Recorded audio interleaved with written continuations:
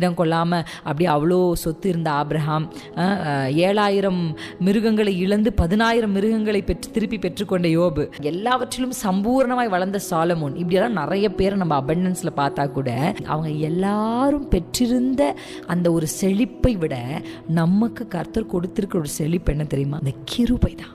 ஹல்லேலூயா, ஆமென். தாராளமாக அப்பா நமக்கு கொடுத்துருக்கிறார்.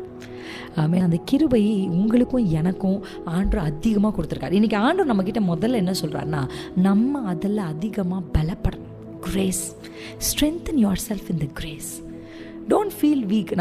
நமக்கு எல்லாருக்குமே தெரியும், இப்போ நம்ம சுயபலத்தில் போய் நின்னா கண்டிப்பாக நம்ம தோற்று போயிடும். ஆனால் you have grace, you have grace. அப்பா அவங்க கூட இருக்கிறார். கிருபையும் சத்தியமும் நிறைந்தவராய் அவர் நமக்குள்ளே வாசம் பண்ணினார். அல்லேலூயா. நம்ம பலப்படணும்னா எதில் பலப்படணும்? நமக்கு நிற்க திராணியே கிடையாது, நமக்கு நிற்க பலனே கிடையாது, நம்ம சந்திக்கவோ சாதிக்கவோ நம்மக்கிட்ட ஸ்ட்ரென்த் கிடையாது. ஆனால் நமக்கு என்ன இருக்குன்னா, we have grace and abundance. இதுக்கு பல வசனங்கள் பைபிள் இருந்தாலும் இந்த ஒரு வார்த்தையை நான் ஏன் எடுத்தேன் அப்படின்னா, be strong in the grace, be strong. ஆண்டவர் இன்றைக்கு உங்களை பலப்படுத்தணும்னு விரும்புகிறார்.